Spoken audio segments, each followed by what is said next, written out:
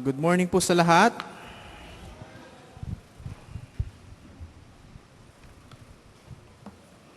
Ako po pala si Brother Charlie. Asawa po ako ni Sister Ruth. At anak po ako nila Mami Auring and Daddy Larry. Ayun po. Praise the Lord. God is good. All the time. God is good. Amen. Meron po akong hinanda na visual aid for this morning para lubos po natin maging kahit papano interesting kahit medyo seryoso ang ating topic for this morning. Paki-flash po, Kuya Noel. Ayan po. Pinamagatan ko pong Songs in the Night ang ating subject for today. Bago po tayo magpatuloy, tayo po'y manalangin ng sandali. Father God, salamat Panginoon sa araw na ito. Salamat po sa inyong kabutihan, sa inyong pagiging tapat sa amin, Panginoon. At kami po'y dinako ninyo muli sa lugar na ito upang sama-sama po namin kayong itaas, sambahin, at pasalamatan sa aming araw-araw na buhay, Panginoon. Sa oras na ito, Lord God, tinataas po namin na kayo po, Lord, ang manguna. Itago po ako sa inyong likuran, Panginoon, at ang inyo lang pong glory ang makita, Panginoon, sa harapan na ito. Lord God, mag-minister nawa sa bawat isa ang inyo pong ihahain na aming spiritual na pagkain, Panginoon, sa oras na ito. Salamat po sa buhay ng bawat isa, Panginoon. Hindi po aksidente, Ama, na kami po'y tinipon ninyo sa oras na ito. At ngayon pa lang po, Lord God, ay pinapasalamatan namin kayo at sinasamba at pinapapurihan. In Jesus' name we pray, Amen and Amen. Okay, start na po tayo. Songs in the Night. Bakit po Songs in the Night, Brad? No? Songs in the Night, hindi po ito bagong kanta ni Regine Velasquez, ano? Kaya ko po napili yung night. Ano po ba ang kadalasan po kasi pag sinabing gabi ay parang medyo negative compared sa umaga. Ano po? Andiyan po yung uncertainty, yung hindi po tayo sigurado dahil po madilim, yung liwanag lang ng buwan at ng mga tala ang ating nakikita kadalasan sa gabi, lalo na po kung tayo nasa mga lugar na wala masyadong ilaw. Kadiliman po, pag sinabi pong gabi, kadiliman, meron po tayong takot, karamihan po sa atin yung mga takot sa dilim, hindi po kasi natin nakikita yung ating kaharap, hindi po natin nakikita yung ating paligid, kaya po meron tayong fear, pag sinabing gabi. Songs po, yun po yung meron po akong verses na pinagkunan po at naging inspirasyon po sa aking title na ito. Ang next po nating slide. Ayan, nababasa niyo po ba? Pasensya na at medyo maliit po yata yung kinuha ko, nasa Psalm 42 po, verse 8. Meron po akong tatlong verse supporting po yung aking subject, yung ating pong title. Sabi rito sa Psalms 42 verse 8, "The Lord will command His loving kindness in the daytime, and His song will be with me in the night." Sabi po, a prayer to the God of my life. And sa Psalm 77 verse 6, part A, "I remembered my songs in the night." And verse 11 and 12, "I will remember the deeds of the Lord. Yes, I will remember your miracles of long ago. I will consider all your works and meditate on all your mighty deeds." And yung last verse po natin is from the book of Job. "But no one says, 'Where is God my maker who gives songs in the night?'" So hindi ko lang po ito pinauso. yung ating title. Ano po, inspired po yan at binigay po sa atin ng Panginoon yan based on these following verses. Napapansin niyo po yung first two verse natin is Psalms. Sino po bang writer ng Psalms? Mostly. Sino po? Okay, no? Majority of the book of Psalms is written by King David. Ano po? At yung last verse natin is from the book of Job. Sabi ng mga scholars, this is the oldest book in the Bible. Ano po? Babalikan po natin yung mga characters na yan, mga kapatid. Very significant po yung mga ginamit po nating examples. Okay? Sino po ba si King David? Si King David po yung second king ng Israel. No po? Sino po yung first? Okay, si King Saul. No? Pero, if you would remember, King Saul was not God's desire for his people. Ano po? Kasi po, ang kukulit po ng mga Israelites, they wanted the king, they want to follow their neighbors na may mga hari. Hindi nila in-acknowledge si God as their king, so gusto nila physical king. O sige, binigay ng Panginoon, sino po? Si King Saul. And hindi po nagtagal, ayun po, pinili po si King David. Okay? Sa Book of Acts po, dinescribe doon po, sa Book of Acts, next slide po kuya. Ayan po, si King David, as described in Acts 13 verse 22, after removing Saul, he made David their king. God testified concerning him, I have found David, son of Jesse, a man after my own heart. Diyan po kinuha yung line na yon. David is after God's own heart. Bakit po?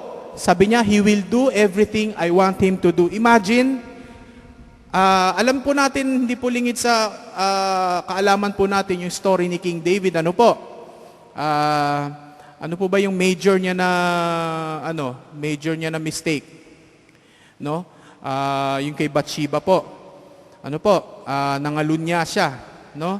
Si Bathsheba na may asawa, madaling salita, he committed murder and adultery. Ano po? Pero bakit pa rin po siya considered ni God as a man after his own heart? Sabi ng mga ibang theologies, ng mga Bible teachers, David, he sinned big, but he repented bigger. Ano po? Ipinapasalob niya po dun sa mga sinulat niya sa Psalms kung paano siya nagrepent sa Panginoon. Ano po? So, at yung mga mga nadanas po ni King David, ay ano po yung mga nadanas niya after niya mga lunya at mag-commit ng murder. Andyan po yung namatay yung anak niya. Ano po? Nag-away-away yung mga anak niya. Sa next slide po, nakita po na, dito po, it shows the death of King David's child doon po kay Bathsheba. Ano po? Naging sunod-sunod po yung consequence nung kanyang kasalanan. No? Pinatawad po siya ng Panginoon, pero hindi po siya ligtas po doon sa mga consequence ng kanyang decision. We are free to choose. Ano po? We can do whatever we want, good or bad. Lagi po may consequence yan and we have to face that consequence. Ano po? Namatay po yung first child niya with Bathsheba. Sabi po rito sa 2 Samuel chapter 12, verse 20. Then David got up from the ground after he had washed. Ito po yung namatay na po yung bata. Ano po? After 7 days lang po after birth. No? After 7 days, namatay po yung bata. At nag-mourn po si David. Ang mga servants niya po, hindi alam kung paano i-approach yung hari. Kasi po, sa tingin nila ay baka hindi kayanin ni King David magwala or anong gawin na no? The servants know David that he would not take the news very lightly. So, ayan po, sinabi niya na after he had washed, put on lotions and changed his clothes, he went into the house of the Lord and, ano sabi po? Worship. Then David comforted his wife Bathsheba. No? David could have, get angry with God. Bakit nyo pinatay yung anak ko? Inosente yan. Ano po? Pero hindi. Na-realize po ni David na ang Diyos po ay sovereign po. And he know that those are the consequences of his decisions, of his sins. Ano po? Madalas po tayo nakakaroon ng ganyan, no? Yung mga mali nating desisyon. Ano po? Gaya po niyan, gaya ni King David, tayo po ay nagkakaroon ng mga masasamang decision, bad decisions, and we have to reap the consequences of our decisions. Ano po? And we don't, we can question God, why not? I mean, we're humans after all. Pero we have to set a time, like King David did, that after his mourning, what? He went to the house of the Lord and worshiped. Ano po? Nawa ay maging inspiration din po si King David sa ating mga buhay. At out of the book of Psalms, he also wrote this. Kapatid, sa susunod ko na slide. Psalm 30 verse 5, part B, sabi niya, "Weeping may stay for the night, but rejoicing comes in the morning." Amen? Napakabuti ng Panginoon. We don't have to stay in that state of mourning. Ano po? We don't have to stay there for long. We can mourn. Why not? But we have to face, the morning, the next day. Kaya nga po, ang isang thought na ito, next po. Trials, testings, troubles, and tribulations are temporal. Hallelujah. Praise the Lord. Bilang mga anak po ng Panginoon, bilang mga mananampalataya, kadalasan karamihan ng ang impression po ng iba, pag tayo po ay naging born again, tayo po ay na kay Kristo, ay everything will be smooth. Perfect. No more troubles. Hindi po. Mangyayari po yan, huwag kayong mag-alala. Pero hindi po dito sa mundong ibabaw, maniwala kayo. Hindi po tayo, bilang mga mananampalataya, hindi po tayo, exempted. Sa mga trials, tribulation, troubles, problems, etc. We are not, again, exempted. Sooner or later, we have to pray to face these issues, especially in our Christian walk. Hindi pa nga po minsan secular ang context ng ating troubles. Madalas minsan po, sa church context pa po sa loob ng church, nagkakaroon po ng ganyan. Yung mga co-servants po natin, nagkakaroon tayo ng issues. We cause and they cause us also some troubles and trials. Sa secular world, sa ating secular na trabaho, medyo maintindihan pa natin. Kasi yung mga kasama po natin, karamihan ay hindi po mananampalataya. Non-believers, unbelievers pa po. Pero within the church, ganyan din po. Walang pinagkaiba. Sad but true. And Apostle Paul wrote about this sa 2 Corinthians po. Sabi po dyan, 2 Corinthians chapter 8, verse 8 and 9, "We are hard-pressed on every side, but not crushed. Perplexed, but not in despair. Persecuted, but not abandoned. Struck down, but not destroyed."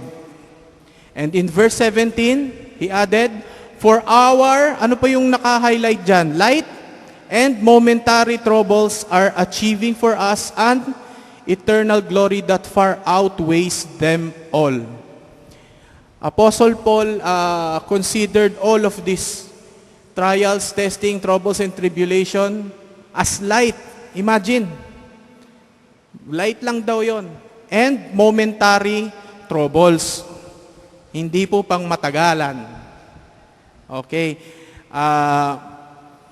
Isang perspective po, no? Ang ating buhay, ano po ba ang average lifespan ng tao ngayon? Around 70, 80? Tama po ba? 80, 90. Sabihin na nating bonus na po kung naka-90 kayo, ano? Yung 90 years na po na yon, wala po yun compared sa eternity. Just to give you a perspective, ano po, imaginein po nyo yung butil ng buhangin. Ano po? Yan po yung 90 years old natin. And yung eternity, the rest of the buhangins around the world. Pag naubos na po nating bilangin yung the rest of the buhangins, of the sand in the world, we'll have to count it 1,000,000 times. Doon pa lang po mag-i-start ang eternity. Imagine. So ano po yung gapiranggot na dinaranas nating kahirapan dito? Tama po yung sabi ni ni Apostle Paul po. Na very momentary lang po ang ating mga troubles dito sa ating nilalakarang mundo. Amen? Hindi po ba napakagandang promise ng Panginoon sa atin? Ano po? And also, Apostle Paul, so sino na po yung mga characters natin? Si King David, si Job, so far, and si Apostle Paul. Babalikan po natin yung mga characters na yan. Ano po? Si Apostle Paul po, familiar din po tayo dito sa mga susunod na verse. Ano po? Sinabi niya dyan sa 1 Thessalonians. Ano sabi? Rejoice always. In Philippians 4:4, inulit niya uli. Rejoice in the Lord. I will say it again. James chapter 1 verse 3. Ano po? Consider it what? Pure joy whenever you face trials of many kinds. Nilagay ko po yung illustration ng batang babae dyan, ano? Kita niyo yung kanyang kasiyahan. Very innocent, no? Very pure. Ano po? We are being commanded by Paul, with the inspiration of the Holy Spirit, of course, that we have to what? To rejoice always. Hindi to rejoice during good times lang po. Not to rejoice only in plenty, in abundance. Hindi lang po doon, but always. And we will study some characters, no? And punta po tayo sa Old Testament po. Sino po nakakilala kay King Jehoshaphat?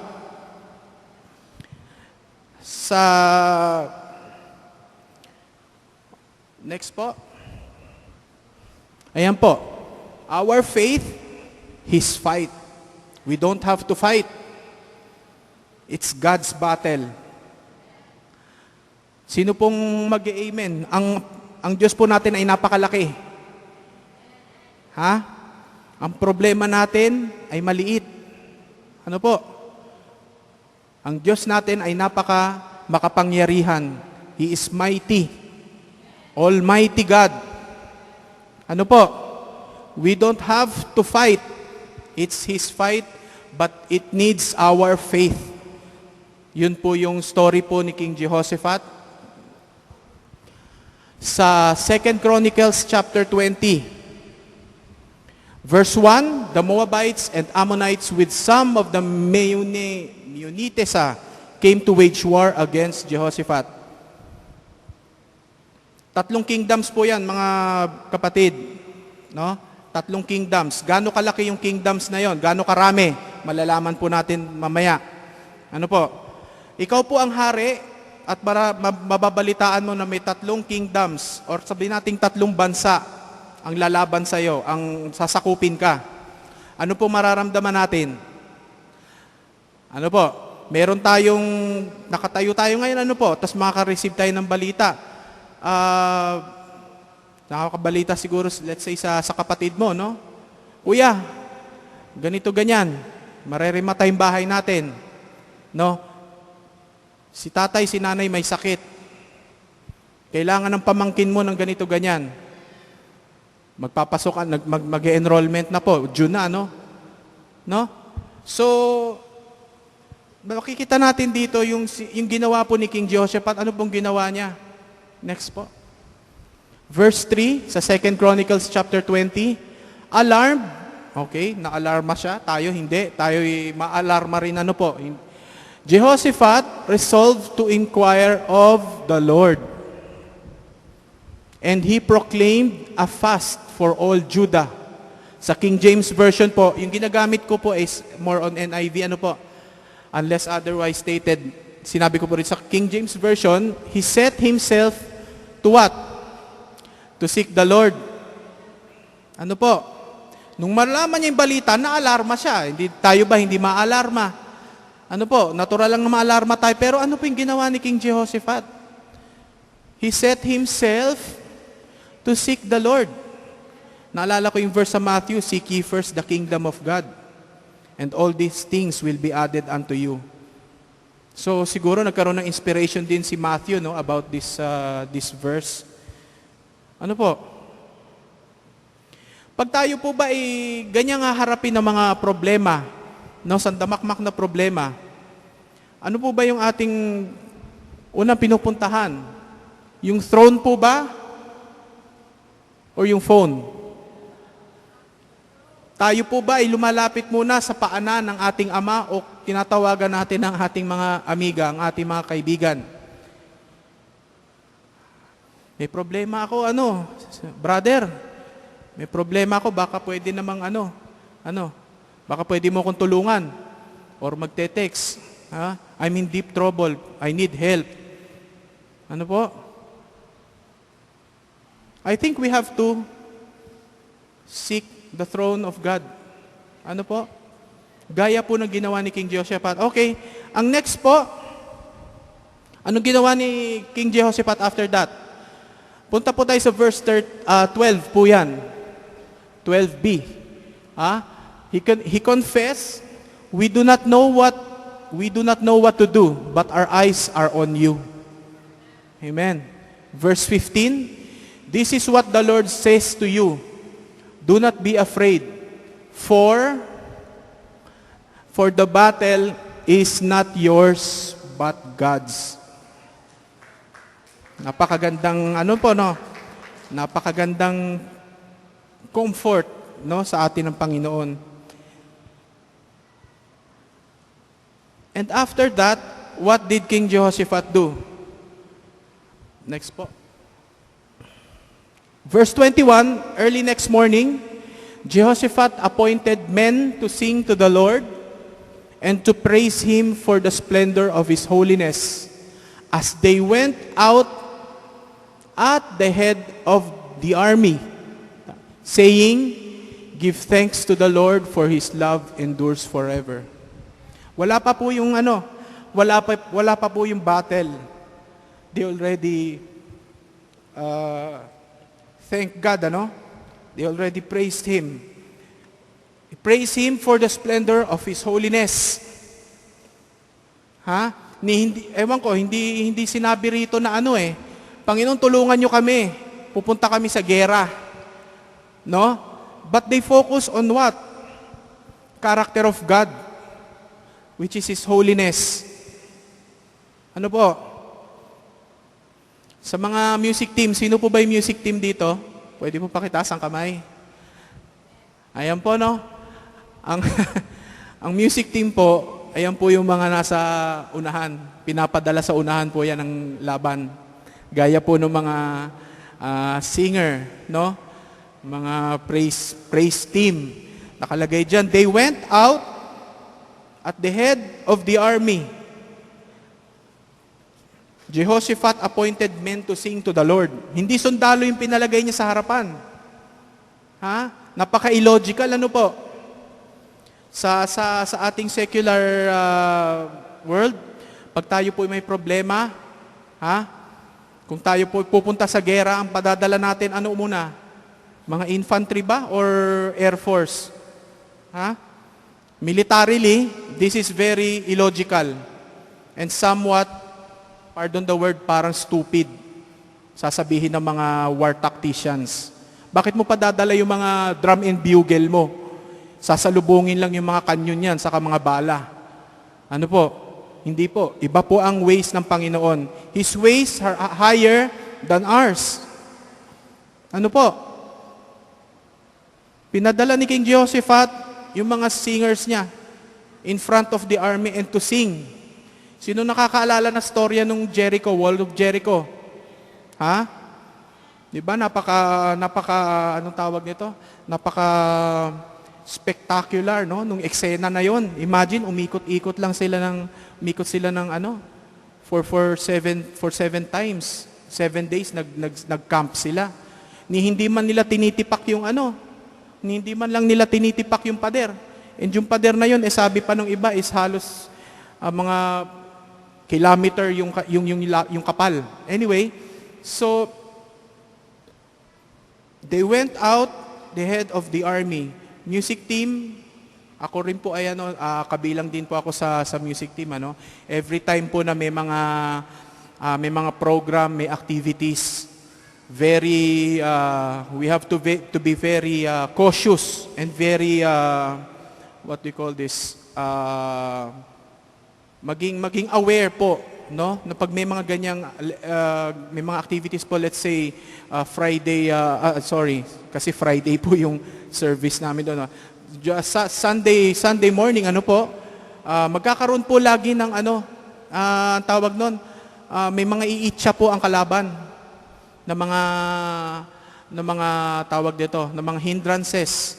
At ang kadalasan po not to exclusive, hindi sa exclusive yung music ministry, pero sila po yung una sumasalo. And we have to be very cautious about that. Tayo po ang ginagamit ng Panginoon bilang frontliners. We have to be aware, we have to be cautious sa mga snares ng kalaban. Ano po?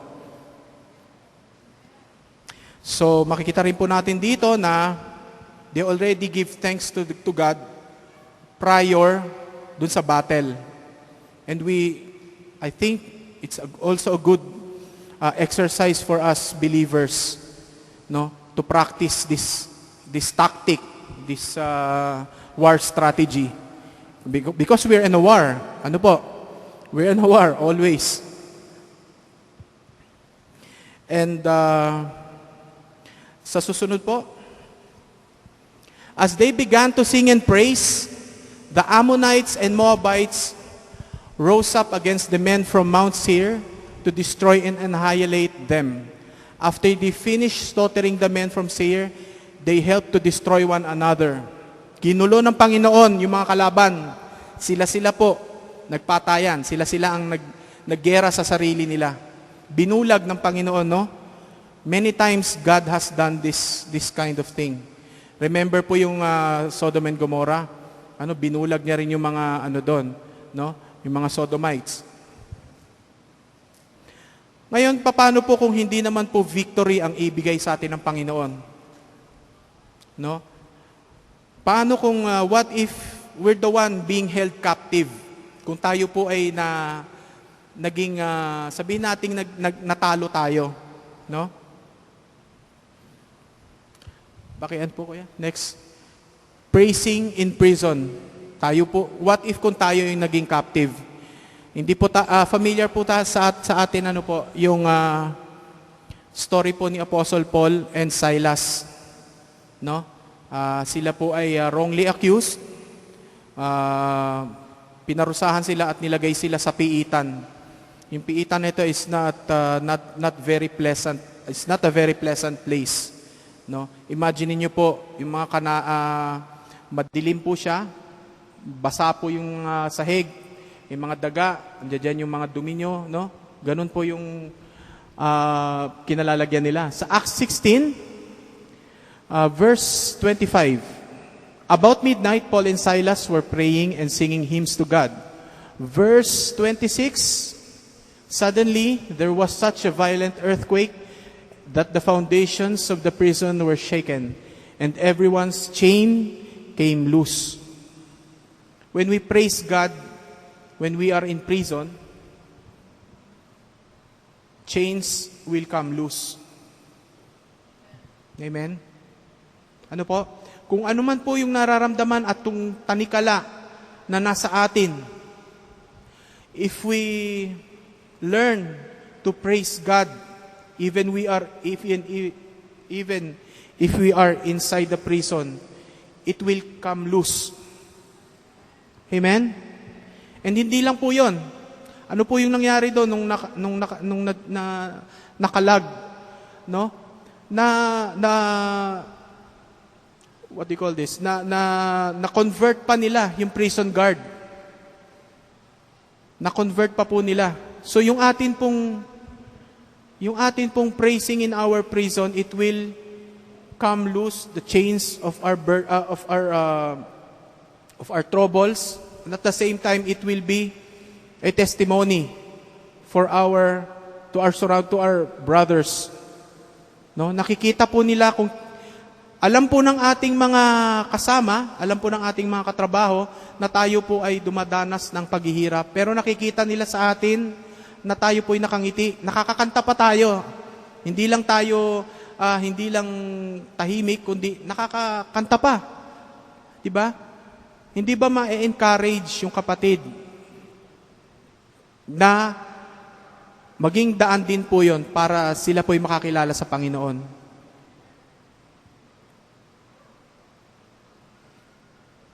Next slide po. Hymns in hardships.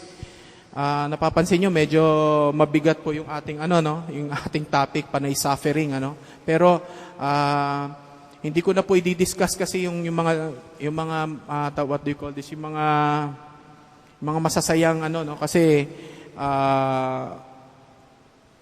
anong tawag nito? Pag masaya naman, madali tayong magpasalamat Madali tayong kumanta 'Di ba? Ang matutunan nating gawin is kumanta tayo during the night, during our suffering, during our trials. Yun po yung dapat nating matutunan. Madaling magpasalamat pag may binibigay po sa atin. Pag may binabawi, akasimangot na. Lord, mas mabuti pa yung buhay ko nun kesa nung naging born again ako No? Parang mas mahirap yata ngayon, Lord. Noon, puro sarap ng buhay ang ko Pagka may problema ko, inom lang ako ng alak, makakalimutan ko na kahit panandali. Pagkatapos nun, sasakit naman ng ulo, no? Makakaroon ng hangover. So, ayun po, hymns in hardship. Sino po nakakakilala sa inyo kay Horatio Spafford? Ate Karina, po siya. Ayan po, 1828, 1888. So wala na po siya rito, no? Isa po siya, next po slide. He's a prominent Chicago lawyer, real estate investor. He has 4 daughters and 1 son. During 1888. Matagal na po. Prominent lawyer po siya, may mga ari-arian siya sa real estate. Destroyed yung kanyang properties, destroyed in the great 1871 Chicago fire. Napakalaki daw po niyang sunog na yan during that 1871 na yan. Parang isang 20 kilometers yung yung area. Ganun kalaki yung sunog during that time. Lahat po ng ari-arian niya, no? Real estate, imagine, pag real estate po, pertains sa lupa, sa mga properties. And he has 4 daughters and 1 son, all died. Yung 4 daughters, yung son niya, namatay sa scarlet fever. Ano po? Yung 4 niyang daughters, namatay sa shipping accident. Lumubog yung barko. Ang naiwan lang yung asawa niya. Next slide. I'm sure familiar po kayo rito sa verse na to. Siya po yung sumulat nito. When peace like a river attendeth my way, when sorrows like sea billows roll. Whatever my lot, thou hast taught me to say, it is well with my soul. Imagine po yung experience niya. Despite of that, nag-come up po siya, nakasulat siya ng very memorable hymn. No? Ewan ko po kung nakakanta rito yan, ano? Whatever, my Lord, thou hast taught me to say, it is well with my soul. No? Praise God sa buhay ni Mr. Horatio Spafford na yan. Sa kanyang dinaranas, nakagawa siya ng song. No? Up till now ay very sa akin, well, obviously, very powerful itong hymn na to, no? Meron po kayong naalalang character, no? After Mr. Horatio Spafford, meron po pong isang character sa Old Testament, no? Si Job naman. Amen? No? I think ito yung pinakamatinding example. Ano po? Itong pinaka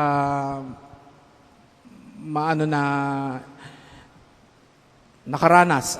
Worship in wretchedness. Ano po ba yung wretchedness? Tinignan ko sa Bibles. Tinignan ko sa dictionary. Wretchedness is an unfortunate or unhappy person.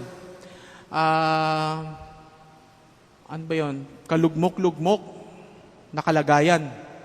Hindi ko alam sa Kapampangan kung paano yun. Pero kalunos-lunos, no?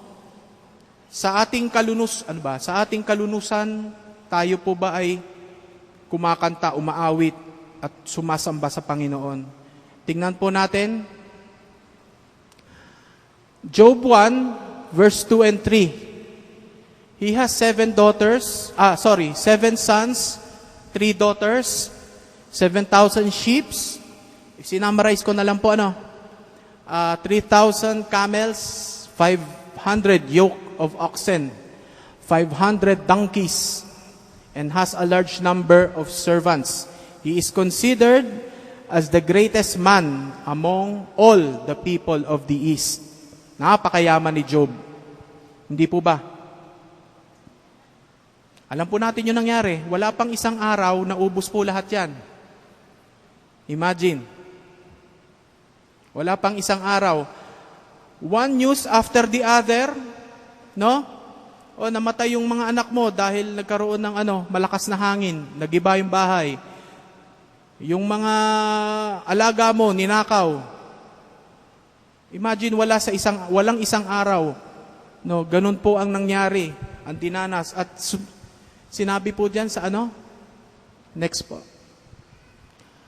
Job 1 verse 20. Kahit ako hindi ko mabasa. At this, Job got up and tore his robe and shaved his head. Then he fell to the ground in worship and said, "The Lord gave, and the Lord has taken away. May the name of the Lord be praised." Amen? Hirap, Biro mo, ilang anak mo, properties mo kinuha sa'yo. Wala pa hindi natapos ang isang araw. Paggagaya rin po ni King David.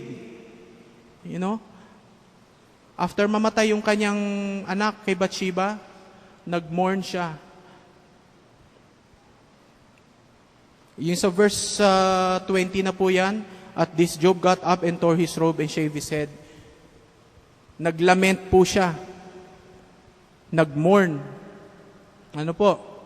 Hindi ko po ibig sabihin, pag sinabi pong consider it pure joy, naka-receive ka ng balita, let's say,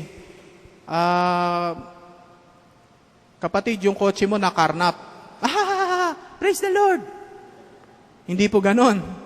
Ano po? May time for everything. There is a time to mourn, a time to weep, and a time for joy. Ano sasabihin na lang sa iyo nung, nasiraan na yata ng bait ito, natuluyan na. Hindi po ibig sabihin na ganon. Anong tawag nito? Hindi hipokrite. Magpapaka-plastic ka. Ay, kapatid, okay lang. Praise the Lord. It is God's will. Ano po? Hindi naman po tayong, hindi natin itatago yung ating nararamdaman. Job tore his clothes. And he wept. Shaved his head. Sa mga Hebrews po nun, yun po yung kanilang sign of lamentation. Pag nakita ka po nila na kalbo ka at ikaw ay nasa sackcloth, nasa isang sulok ka, ibig sabihin ikaw ay nagmo-mourn. May nangyari sa hindi masama, may namatay sa family mo. Ano po? Yun po yung kanilang tradition. Yun yung po yung kanilang custom. No? We can weep, we can mourn, why not? Gaya na sabi ko kanina. You know? But we have to consider the next day. The Lord gave and the Lord has taken away. May the name of the Lord be praised. Amen. Next slide po. God is more concerned in our character than in our own convenience. Amen po ba? Sa atin po, Lord, naiinitan na po ako. Magpadala po kayo ng bless niyo po ako ng aircon. No? God is in the business of character building. Binibuild po yung character natin. No? Hindi po yung ating anong tawag? Ano ba sa Tagalog po ng convenience? Kasaganaan, no? Ano po? Oo, sa kasiyahan natin, yung ating basta yun. Sa ating convenience, hindi po siya concerned about that. Convenience will come, why not? But it is more of our character being developed by God. Balik po tayo kay Apostle Paul. Apostle Paul suffering from, tinatawag po niyang thorn in the flesh. Sa 2 Corinthians chapter 12, sabi po niya, verse 9, but he pleaded with God to remove this thorn in the flesh. Hindi po malinaw kung figurative po ito or literal. But he's calling it thorn in his flesh. He pleaded with God 3 times. Ikaw po ba ay magpi-plead ka sa Panginoon kung hindi ka nahihirapan? Ano po? 3 beses po niya itong pinagpe-pray sa Panginoon na tanggalin. Bagkus, na-realize ni Paul, sinabi niya, but he said to me, sabi ni God kay Paul, my grace is sufficient for you. For my power is made perfect in your weakness. Verse 10, that is why, for Christ's sake, I delight in weaknesses, in insults, in hardships, in persecutions, in difficulties, and for when I am weak, then I am strong. Praise God. Ano po? Sa ating kahinaan, doon po tayo lumalakas. Napakabuti ng Panginoon. Ano po? Next slide po. This is talking about our physical disabilities. This couple of slides. It talks about our physical condition. In Philippians 1, Apostle Paul wrote in verse 20 and 22, Christ will be exalted in my body, whether by life or by death, for to me, to live is Christ, and to die is gain. Ang mga apostles po, marami po sa atin, gustong maging believers to experience success. Marami po ang mga preachers po dyan, marami po mga sinasabing mga teachers, they always say to their congregation that God don't intend you to suffer, to be poor, to be sick. God can heal us. Bakit hindi? No? But we have to acknowledge also that God is a sovereign God. Ano pong ibig sabihin ng sovereignty? Ang bansang Pilipinas, sovereign na country tayo. Hindi tayo pwedeng pakialaman ng ibang bansa. Oy, gawin yung ganito. Baguhin nyo yung batas nyo. Dahil naghihirap yung tao, yung mga nyo. Gawin yung ganito, gawin yung ganyan. Hindi. Hindi pwedeng utusan tayo ng ibang bansa. Dahil sovereign country tayo. Ganun ang Panginoon po. Sovereign po siya. He don't need our counsel. He can do whatever He want. We have to understand that. Hindi lang po God is love lagi. Mahal ako ng Panginoon, hindi niya ako pahihirapan. Hello?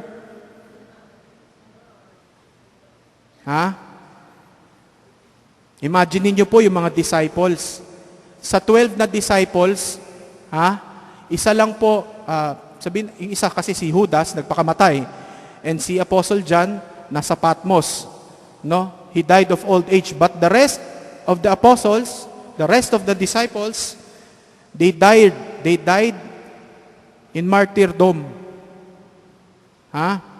Hindi po tayo exempted, mga kapatid. Huwag po nating lokohin yung sarili natin. Na kay Lord na ako, hindi niya ako pahirapan. Hallelujah. Imagine niyo po yung mga disciples, doon na lang, si Jesus Christ na lang po. The Father did not spare the Son to suffer. But momentarily lang po. After 3 days, what? He rose again. That is the promise of God kung tayo po'y tumanggap ng gospel ng Panginoon. We will die. Bakit hindi? We will suffer. Bakit hindi? But that is momentary. Gaya ng sabi ko, isang buti lang yung buhay natin. Yung eternity, matapos mong bilangin yung lahat ng buhangin sa mundo. Meron pong isang medical condition. Sino po mga medical workers dito? Meron po ba? Nasa medical field. Ewan ko, nababasa niyo po ba? Nakalagay dito, myositis ossificans progressiva. Ang sabi dito, yung condition na ito ay yung ating muscle nagiging buto. Yung joints natin, itong joint, nagjo-join. I mean, nagiging diretso or nagdidikit siya. Hindi na siya joint, kumbaga. And very rare ang disease na ito. Ano po? Yung jaw, kasi yung jaw natin, di ba, may muscle, may joint, no? Magiging buto po lahat. Yung nagsasuffer nitong sakit na ito, namamatay po sila dahil hindi na po nakakanguya. Ano po? Napakasakit. Very, very painful ang condition na ito. And I've read also na wala pa pong cure. Meron po ako, in closing po, meron po akong na video, mga 8 to 9 minutes lang po ito. Please bear with me and please let us watch this together. May audio po yan, kapatid? May audio po yan, ano?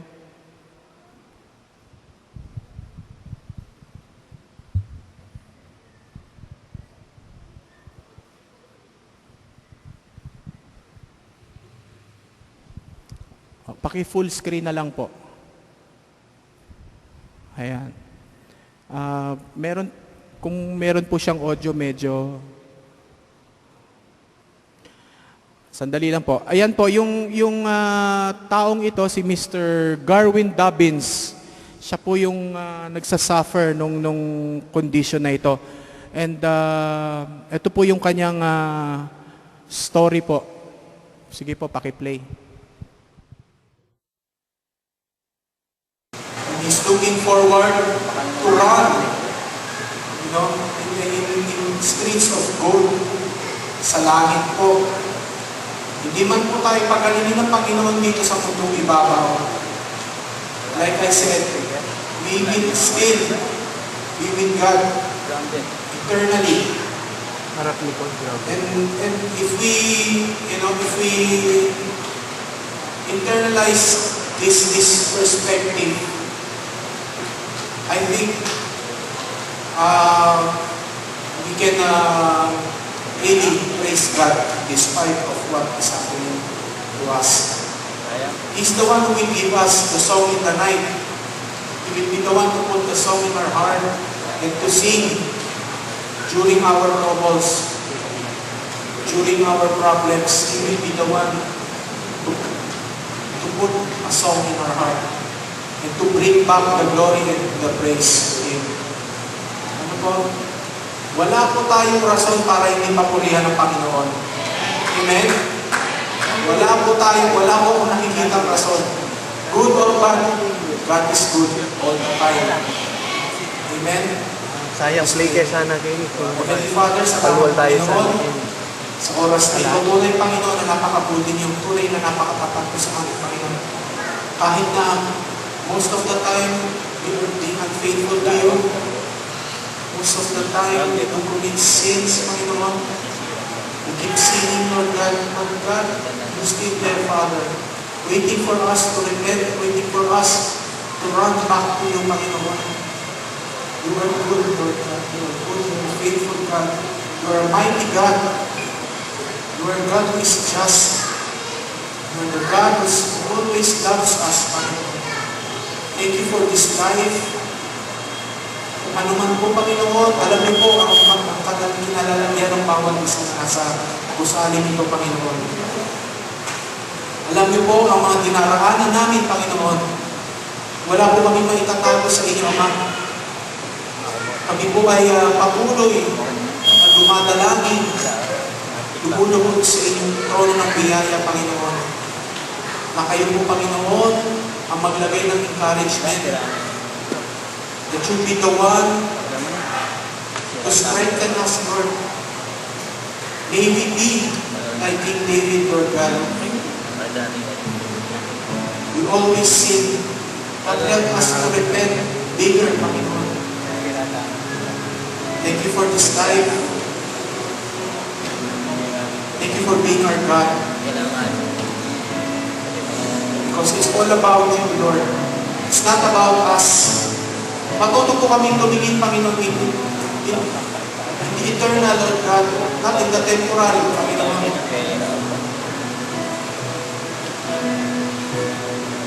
Hallelujah. As we look forward, Lord, to be with you forever in heaven, Lord. As we run in the streets of gold, Panginoon, and you will be the light, Panginoon, of heaven.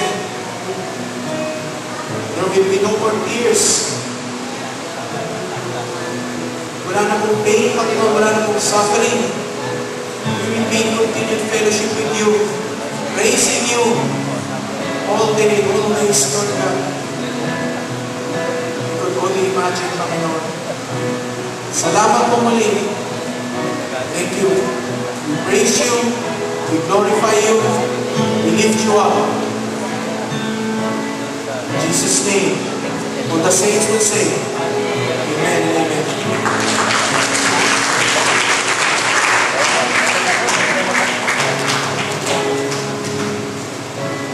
Amen. Praise God.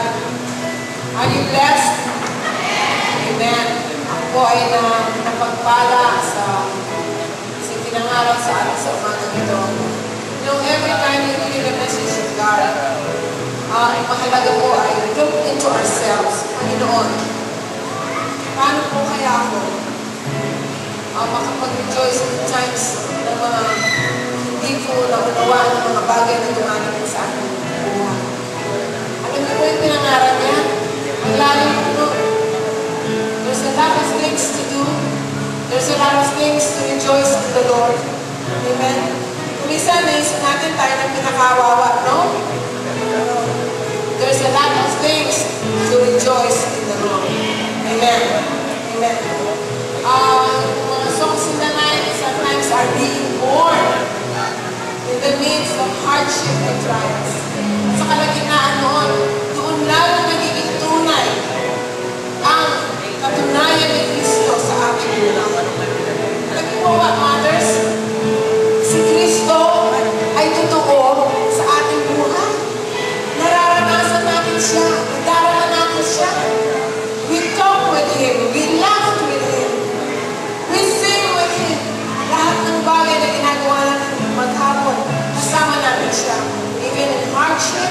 been blessing natin siya. Amen.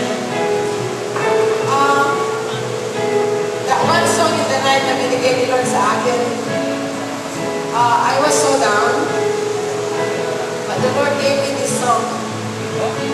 At na-revive po ako.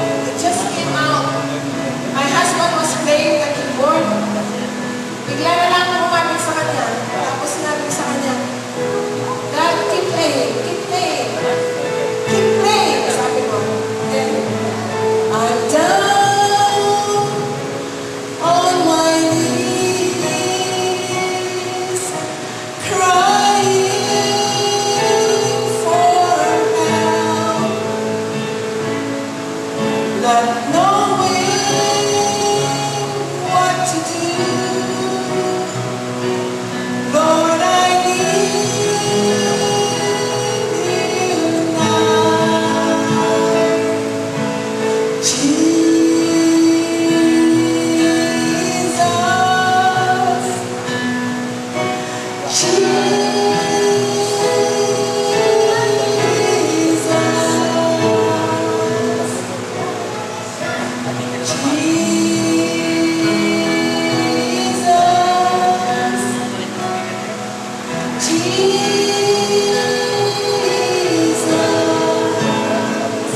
And then the song went on and on. Sabi ko, I call to you, I run to you, I come to you, please come to me. And then that night, bigla po ako pumasok sa kwarto ng mga intercessors natin. And we begin to sing that song.